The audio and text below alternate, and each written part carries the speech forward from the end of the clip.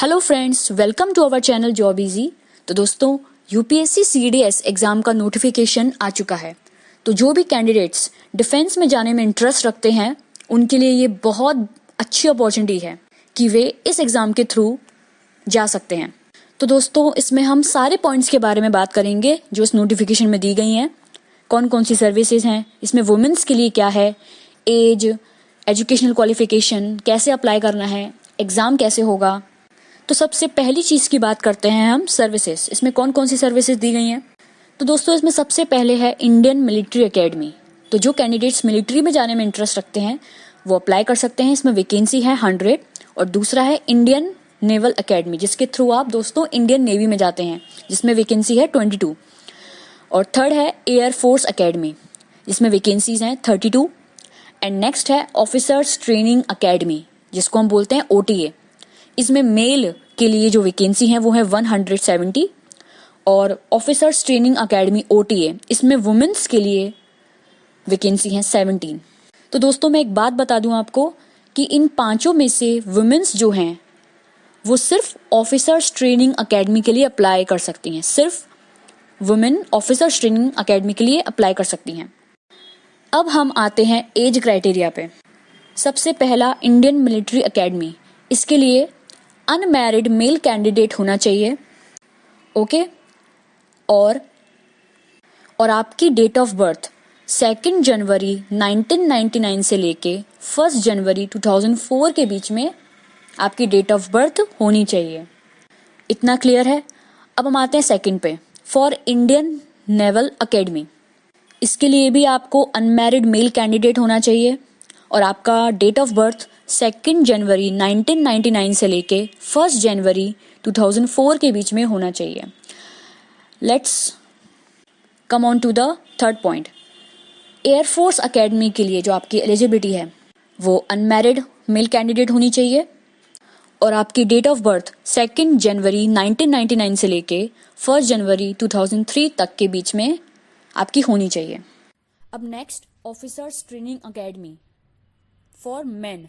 इसमें unmarried male candidates होना चाहिए और जिसमें आपकी डेट ऑफ बर्थ 2 जनवरी 1998 से लेके 1 जनवरी 2004 के बीच में आपकी डेट ऑफ बर्थ होनी चाहिए। अब इसमें OTA वुमेन कैंडिडेट्स के बारे में बात कर लेते हैं। इसमें अनमैरिड वुमेन होनी चाहिए और जिनकी डेट ऑफ बर्थ 2 जनवरी 1998 से लेके 1 जनवरी 2004 के बीच में होनी चाहिए। तो दोस्तों, ये हो गया एज क्राइटेरिया। अब हम आते हैं कि आपकी एजुकेशनल क्वालिफिकेशन क्या होनी चाहिए इन सर्विसेज के लिए। For Indian military academy and officers training academy यानी OTA, इसके लिए आप किसी भी डिग्री से पास आउट होने चाहिए। अब नेक्स्ट, इंडियन नेवल एकेडमी। इसमें इन्होंने इंजीनियरिंग में आपसे डिग्री मांगी है। ओके। And next, air force.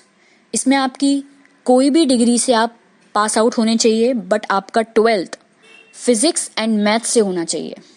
तो जिन्होंने अपना 12th कॉमर्स या आर्ट से किया है ये उनके लिए नहीं है। तो जिन्होंने 12th फिजिक्स और मैथ से किया है वो इसके लिए अप्लाई कर सकते हैं। तो दोस्तों, इस एग्ज़ाम के लिए आपको ऑनलाइन अप्लाई करना होगा इसकी वेबसाइट पे जाके, जो कि इसकी वेबसाइट है www.upsconline.nic.in।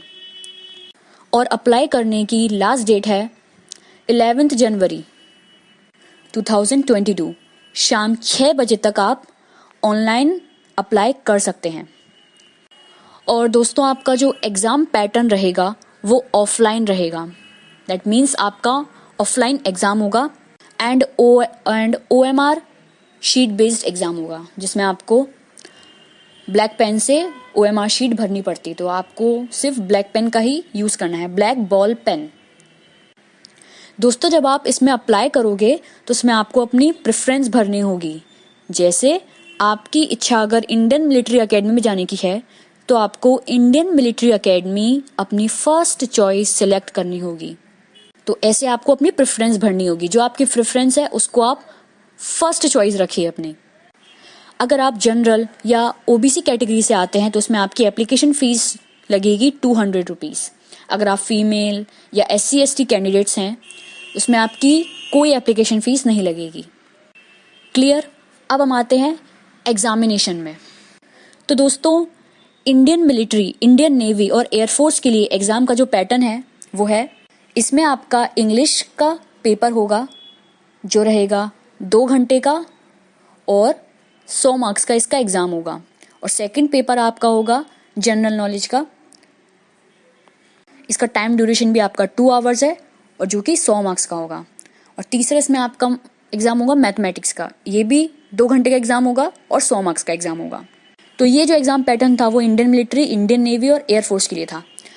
और इसमें OTA के लिए अलग एग्ज़ाम पैटर्न है, इसमें सिर्फ इंग्लिश और जनरल नॉलेज का आपका एग्ज़ाम होता है। तो इंग्लिश का आपका 2 घंटे का एग्ज़ाम होगा जो कि 100 मार्क्स का होगा, और सेकंड आपका जनरल नॉलेज का होगा, वो भी 2 घंटे का और 100 मार्क्स का।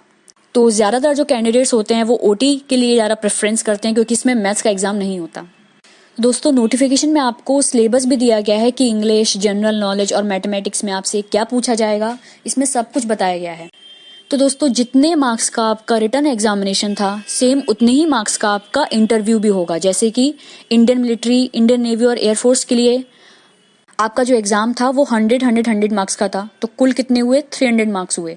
तो 300 मार्क्स का ही आपका रिटर्न रहेगा और 300 मार्क्स का ही आपका इंटरव्यू भी रहेगा। ऐसा ही सेम OTA के लिए, OTA का रिटन एग्जाम कुल 200 मार्क्स का था, तो इसका इंटरव्यू भी आपका 200 मार्क्स का ही होगा।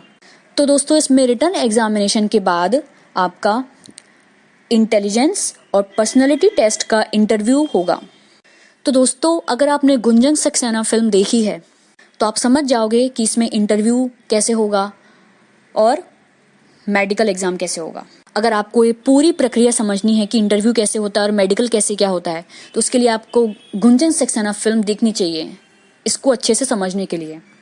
तो दोस्तों, ये था UPSC CDS एग्जाम का नोटिफिकेशन।